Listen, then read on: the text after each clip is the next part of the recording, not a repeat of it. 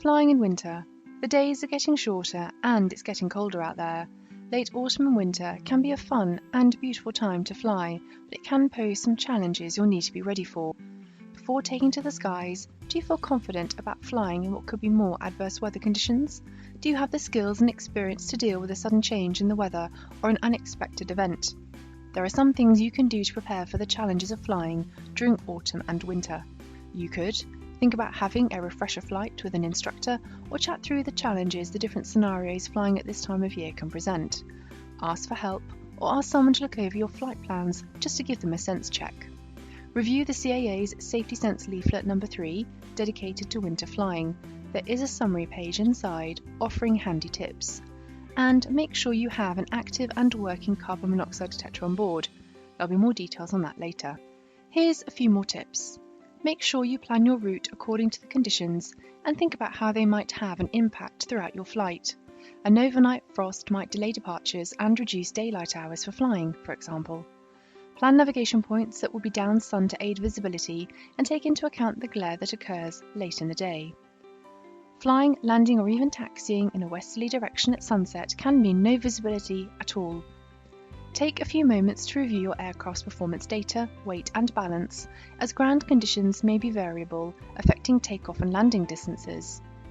Daylight and airport operating hours are also much shorter in winter too, remember. You'll need a contingency plan in case bad weather has closed in at your destination or if headwinds are stronger than forecast. That may well mean having enough fuel reserves so you can land elsewhere, divert en route, or even turn back towards home if the weather is severe. Pre-flight checks are so important. Everyone knows to remove ice and frost, but beware of leaving wings, control surfaces and hinges wet. The clean aircraft concept is the only way to fly safely. There should be nothing on the outside of the aircraft that doesn't belong there. Don't forget to check the pitot static system for water, which can freeze and block the system. In the winter months, freezing altitude can come below normal flying altitude. And be aware of carb icing following taxiing. Wet grass can throw water droplets into the engine intake. There may be a greater risk of water in aircraft fuel tanks in winter, so remember those fuel drain checks before takeoff. During the engine run-up, check that use of carburetor heat gives a satisfactory drop in RPM or manifold pressure. Consider how much the conditions change during the time before takeoff too. For instance, is the wind speed, including gusts, near your aircraft or personal crosswind limit? Double check that carbon monoxide detector too, and always live by that pilot saying, expect the weather to be 30% worse than predicted. Once you're airborne, practice a low-level circuit in case the cloud is lower than expected.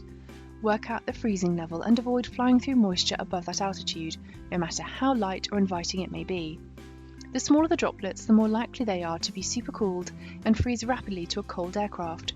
When near cloud, consider a burst of carb heat to avoid carb icing.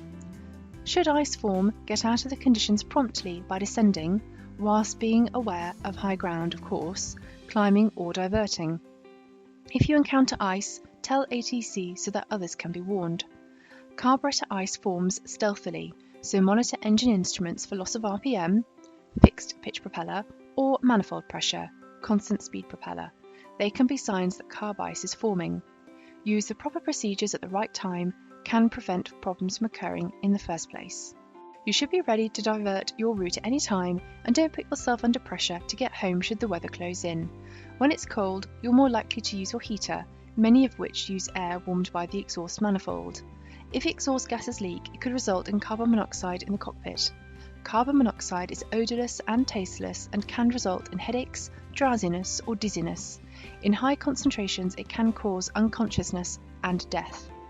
Carbon monoxide detectors can warn of a leak, though only the advanced electronic sensors will actively engage a pilot's attention. We have them in our homes as standard practice, and it's an essential investment for the winter flyer. If you experience any of these symptoms or smell exhaust fumes, switch off the heating and open the air vents.